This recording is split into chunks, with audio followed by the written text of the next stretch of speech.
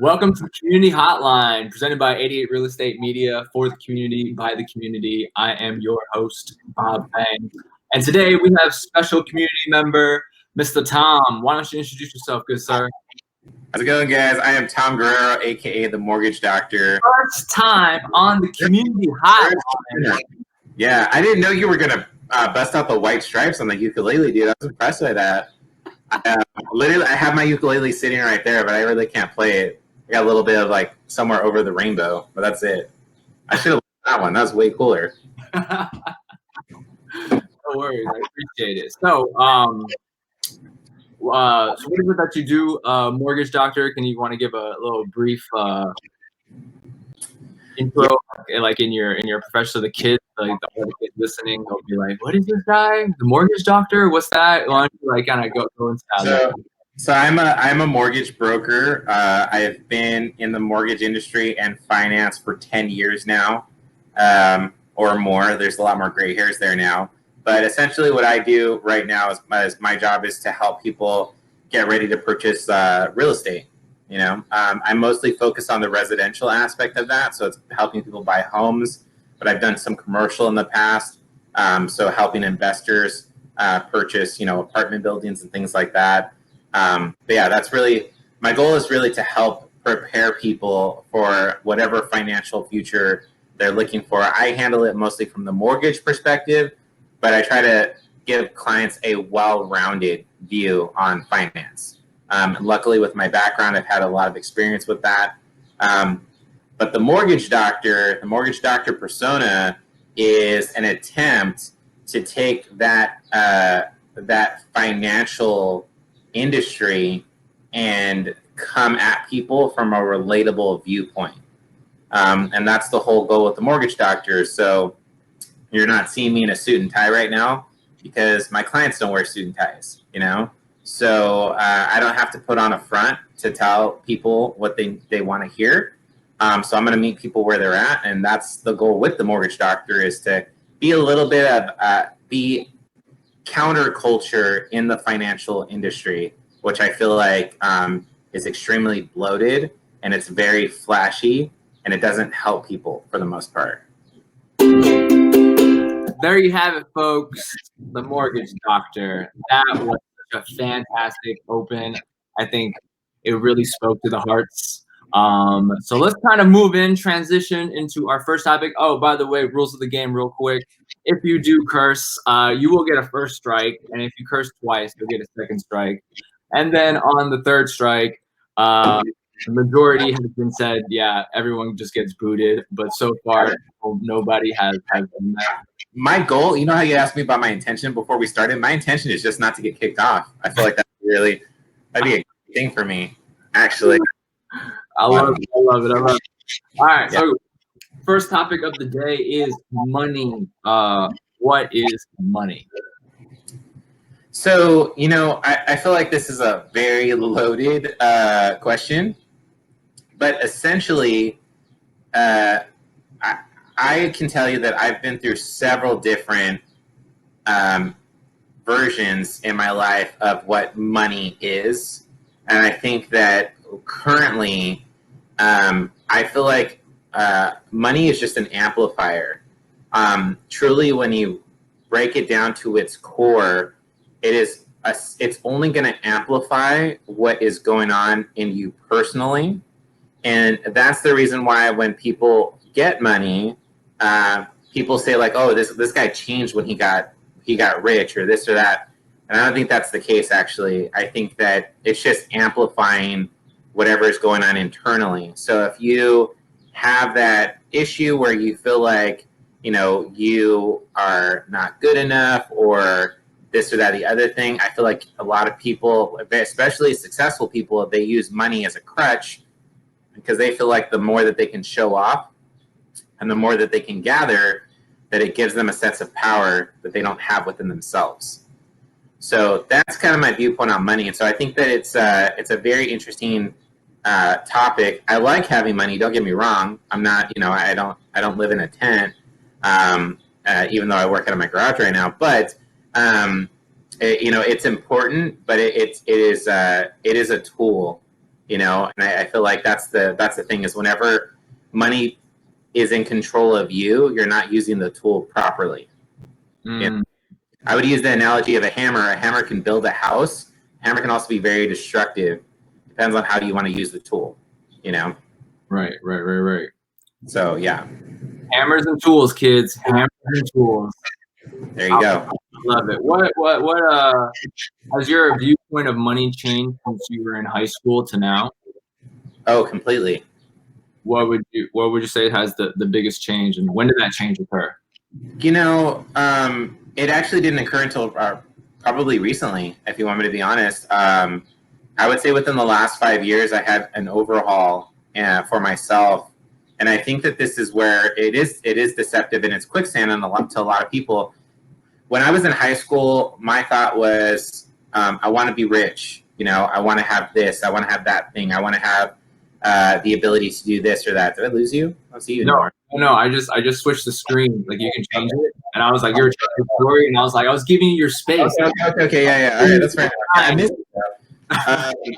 But that's the way in high school. That was the way that I viewed it. Is like, I want things, right? And or I want to achieve a level so society could see what I'm worth, that I saw it. I feel, and so now, after, what I can tell you is this: as of yet, I have never made an amount of money that I feel like changed me internally as a person or made my life better.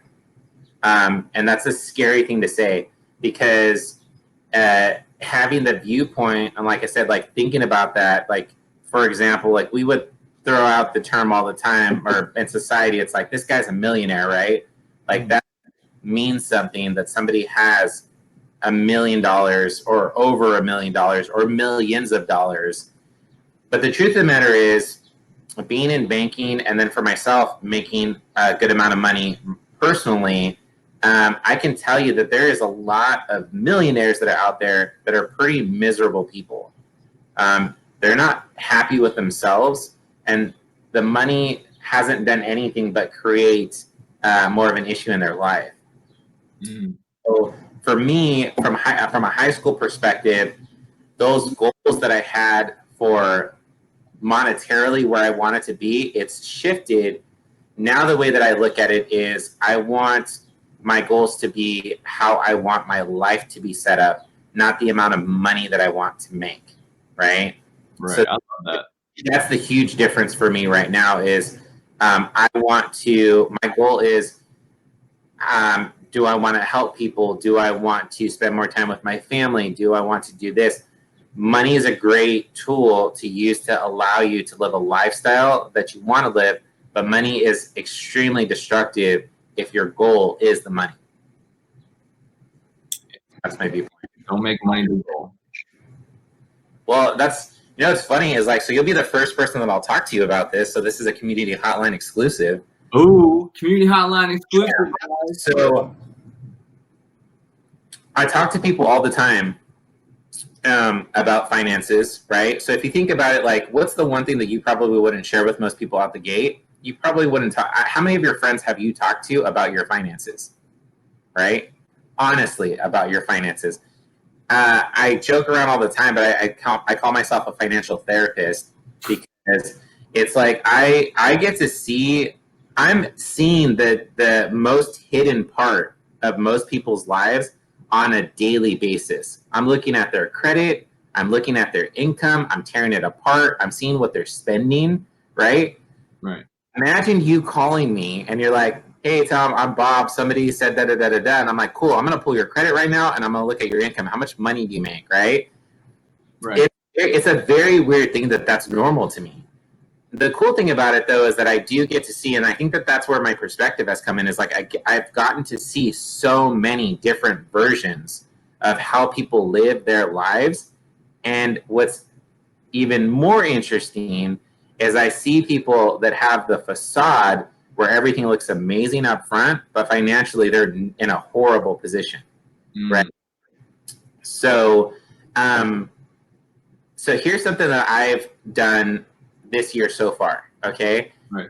I did an experiment with myself, and I didn't start off like this initially, but I've been doing this all year. Okay. Yeah. So far all year, I haven't gotten paid a dime for what I do. There you have it, folks. Spilling the tea. And here we go.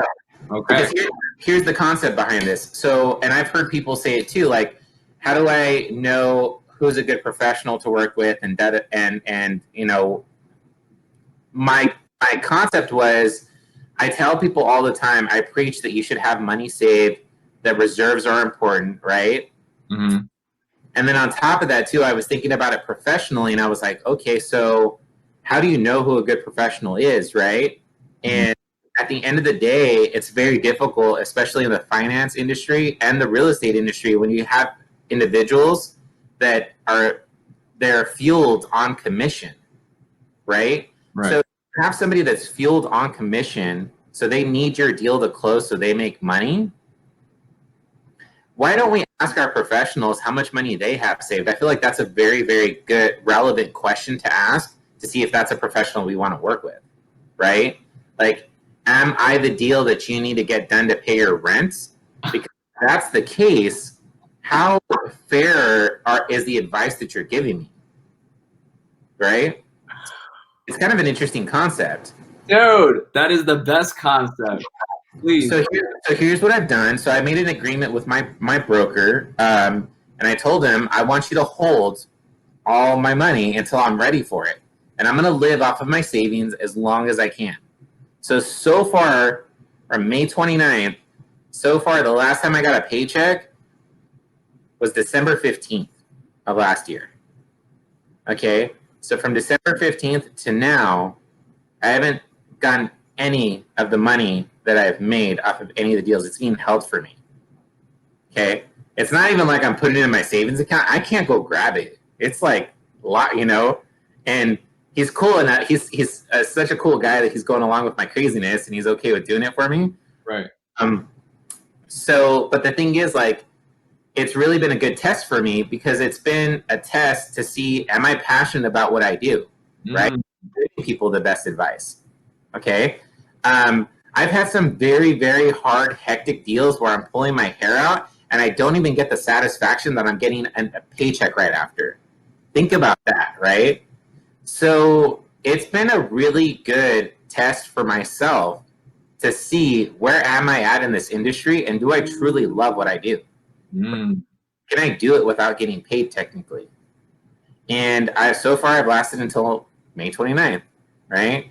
I don't know how long I'm going to go. I don't know how much longer the guy's going to let me just keep holding my money, but but it's working out so far. But it's been a very interesting challenge for me, and I think that it's been a good test as well because so far I haven't even changed my lifestyle. I haven't really cut out a lot of my spending, right.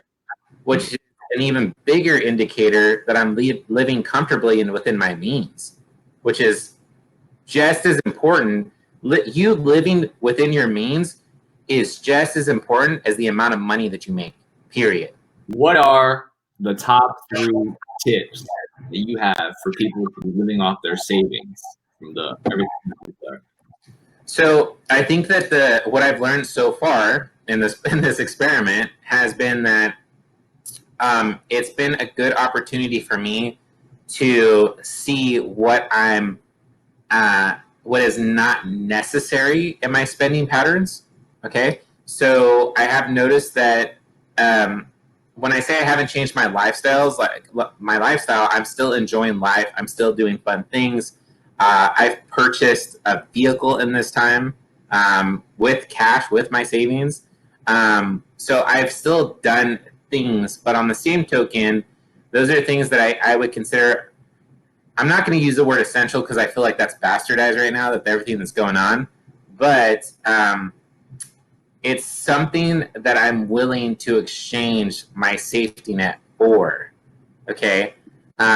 So I would say that the things that I'm not willing to exchange my safety net for are the things that really don't bring me the joy in my life, or they don't bring the necessity to me. So like, for example, as far as like, I was probably guilty of like having like a million different apps where I could watch stuff. Like I had like an HBO, a Showtime, a Stars, a or whatever. Because I was just like, I have a young kid, and it's like if there's a movie that he wants to watch, I'll just sign up for the subscription. I don't even think about it, right?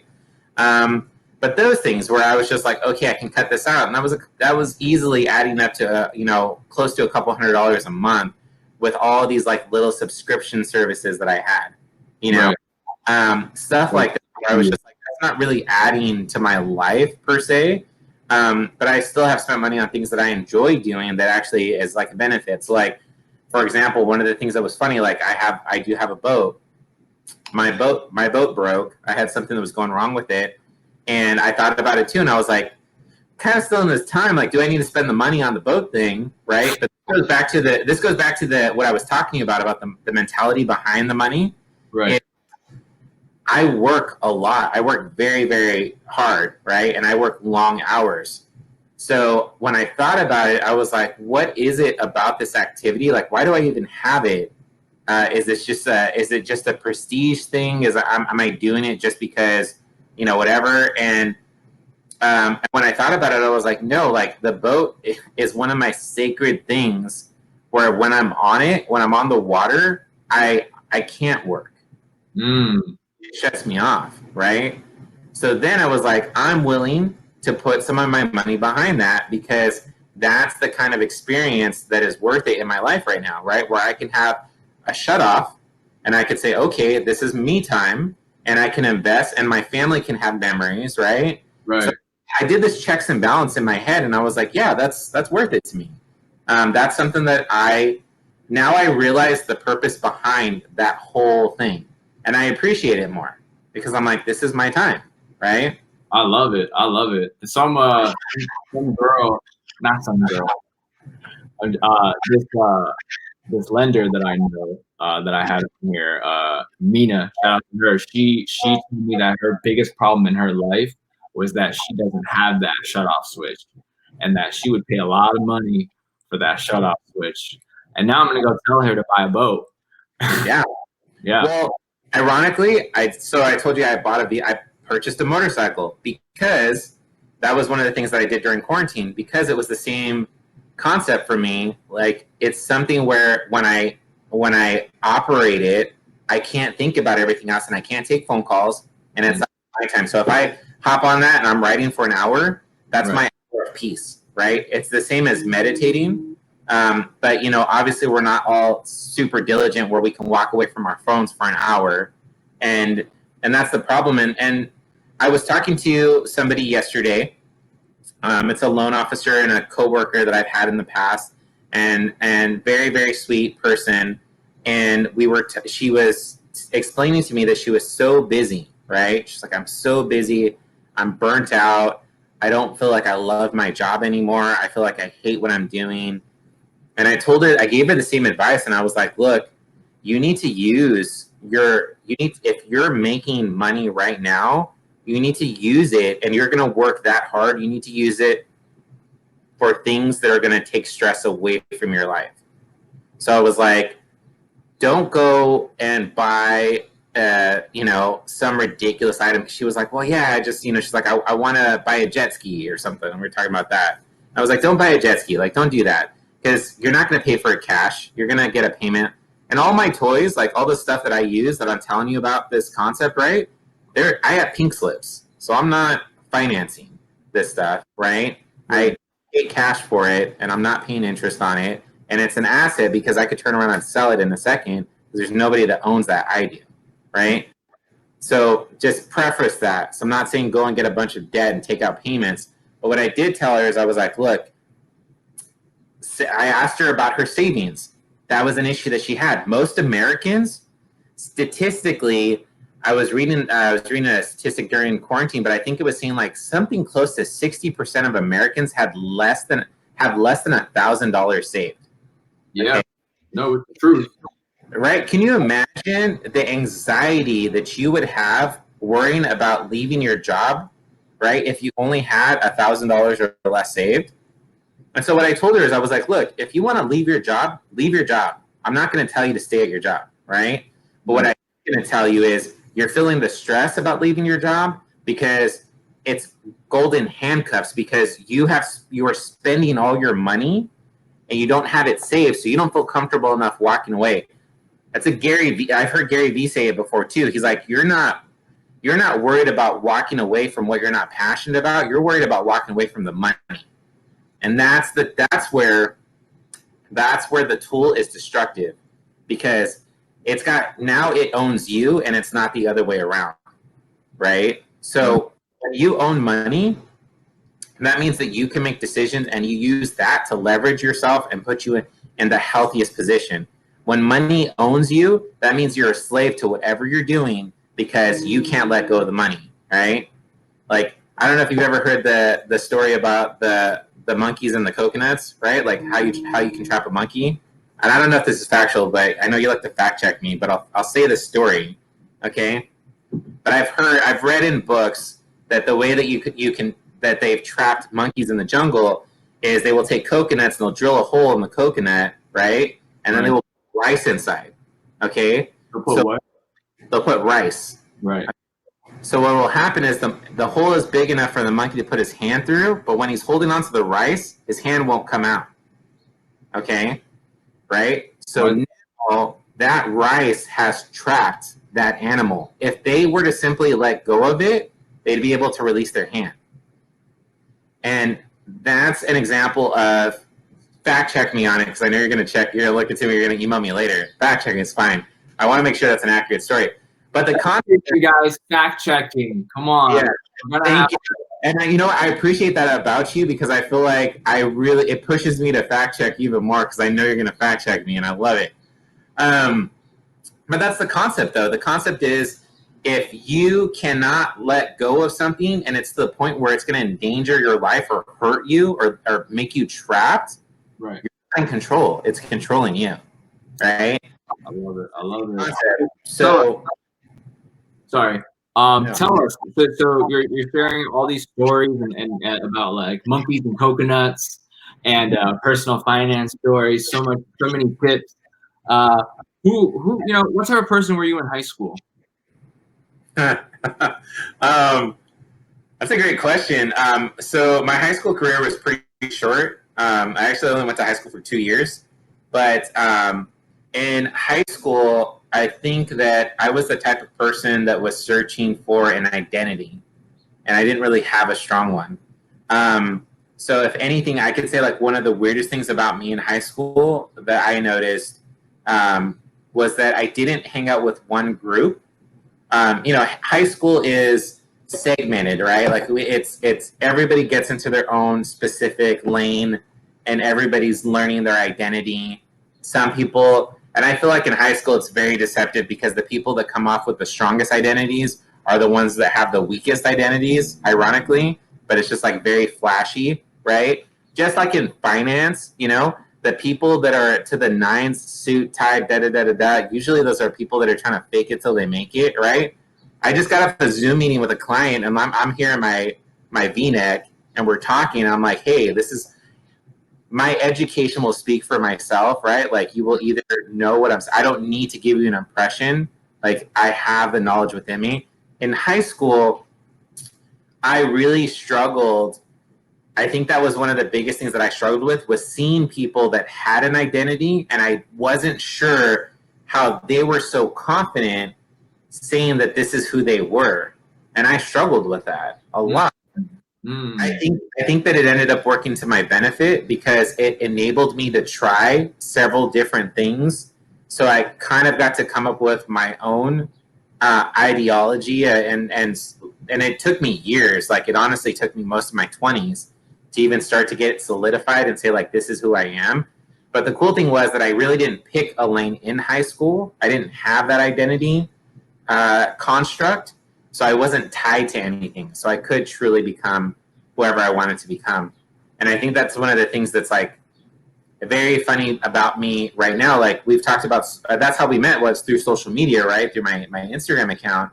And on my Instagram account, like, I had to change my content, right? Like recently with everything that was going on, like I just didn't feel good doing that same old content. So I shifted gears a little bit, and I was just right before you called this morning, I was talking to my website designer, and she was like, wow, you've changed quite a bit compared to what your old style was, you know? And my old style was like some personal stuff, some money stuff, some finance stuff, you know, some funny memes, and then like a food item, you know, like I was doing a rotation. And then I was like, no, I felt like it was so hard for people to get good information that I was getting so frustrated with seeing the misinformation that I was like, I need to give information. And that's when I shifted course, and now I'm the information guy. Now I'm the one that's posting the articles, and I'm giving breakdowns and all of that stuff because I want people to have good information right now. It's that's what we're in deficit of. If you want, you know, honestly, that's what I think. And so, so going back into that though, having that conversation with her, it was very interesting because she was impressed, or I don't want to use the word impressed because maybe it wasn't impressive, but she was still startled by how quickly I changed my style. Mm-hmm. The same token, that's always been a part of who I am. So like I understand that I have that range, right? Like I could sit here and be goofy and I could make funny memes all day, which is what I used to do, right? Just as easily as I could say, here's an informational article and these are the things that are impacting our economy the most with COVID, and here's how the real estate market is reacting, and this is what we're seeing in the mortgage industry and the secondary market, right? I can get high level too if I needed to. Words, secondary right? mortgage. Right. So, and I think that most people don't give themselves the credit for that, and that's what I think is troubling in high school. Is like high school, a lot of times I feel like gives people the pressure that they have to choose an identity instead of just saying that we all have the capability of having a very big range, you know. And most people, I think it's and I'm glad that I didn't, but most people lose their artistic, I feel like, or their creative conduits in that time, right? Mm. Even with meeting you, like you're a very interesting character, right? And your range, is like, we're gonna go from informational to like, I'm gonna be doing this funny dance thing, right? And like we're gonna get super creative, you know what I mean? Like you have that same range where you're just like, this is all parts of you, and I think that that's the thing. Like, well, thank you. You know, like it's a huge compliment. Not too many people can allow themselves to have that range. They feel like they have to be something instead of just being who they are, right? And so, and I think that that was the thing in high school that I wish if I could go back and I could have learned that about myself sooner. I could have said like, I don't need to be one thing. I could be several things. I could play a sport as easily as I could be into art. You know, I don't have to be one thing. And so that's what I think I in high school, I wish I would have had it. I wish I would have had that thing, and I could have had like that one group of friends, but I didn't. I would go hang out with the people that were playing sports and talk with them, and then I would go hang out with the Hispanic people that were chilling out there, and then I was going and I was messing around with my Asian friends, and we were talking too, and like I would just bounce between all these little cliques. Mm. But on the other side of it, it was really cool because it's like I have that range, you know. I see people, and I think that that's what, like, I don't want to really talk because it's going to be like a very touchy subject right now. But I think that's what a lot of people really struggle with is like they have put themselves in like such a small box. Like even with the thing of like exposures to other cultures, like I was really happy in high school, but I did talk to so many different cultures and I got to experience so much of that, and I didn't hang out with the Hispanic people, for example, just because, you know, I have a natural tan. I wasn't just hanging out with that group of people. But that's the way that it was broken down, you know, so. Right. No, I love it. I love it. You know, I think from hearing you talk these last few months, I think one thing has become really clear, and that is, you know, how big your heart is. You know, I think from all of that experience, and that transitions into love. Tell us, what is love? I think this is a funny subject for me, or especially right now. But I feel like love is, at the end of the day, it's acceptance. I feel like that's the ultimate form of love. And that's what I've been finding with myself, like doing like the high school flashbacks and stuff like that. I didn't have a great childhood. I had a really, really traumatic childhood. I was one of those kids where, and that's where I think my sense of humor comes from, because I wasn't necessarily always in the best mood, but if I can make people laugh and I made the mood better, then I felt better, you know? Right. So in terms of that, like what I think the notion of love is that I'm finding is it really has to do with that acceptance. And it's not, and I say acceptance, but I think the acceptance starts with internally first. Like you first have to accept who you are as an individual, right? And be okay with that and be comfortable with that before you can accept somebody in their natural state, you know, before you can have that external factor. And that's what I've noticed in relationships, and now even with parenting. I think parenting's been very, very eye-opening for me, because parenting has shown me, it's given me an example of love in the purest form. And this is something that I've talked to recently. I talked to my brother about it, actually. We were having this discussion, but I'm also a big fan of breaking down love into the different segments that it is. Like, I feel like from an English perspective, we have a very poor understanding of love because we use one word to encapsulate a very wide range of emotions. You know, if you break it down into the Greek language, you know, there's upwards of seven different types of words that represent different facets of love. When you have a word that just talks about a brotherly love, like a kindred spirit, where it's like, that's my best friend, you know, kind of thing, like that's a very brotherly love. That's a different kind of love from like having a romantic love, right? Which is where you get the word eros. Like that whole thing is just like its own different version. You have a parental love. So there's those different versions of it. But I feel like at the base core of all the different versions of love, eros, agape, yes, thank you, keep going.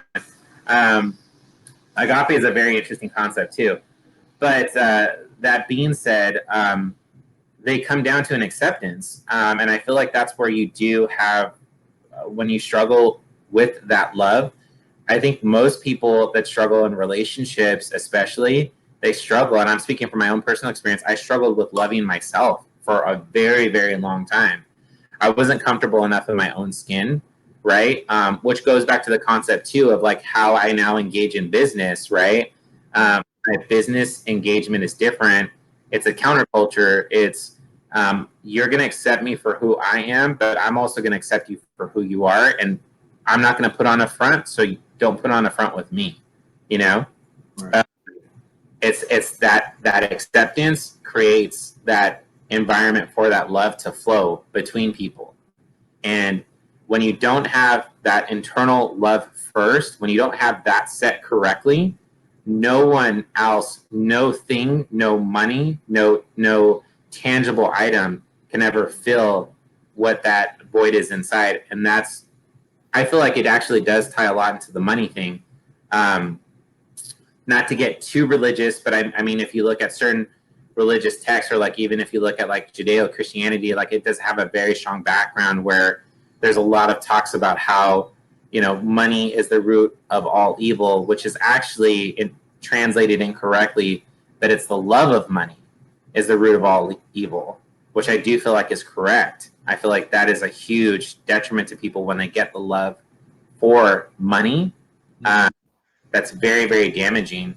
That's why I feel like I don't know how crazy you want to get here, but just, you know, one of my other thoughts too is like, that's the problem I feel like with corporate America today as a whole. And I'm not saying every corporate company that's out there, but for the most part, what we've done by creating corporations is corporations have created legally a separate existing entity, right? A corporation inherently is its own separate entity. It's no longer a person, but it does have its own rights similar to a person.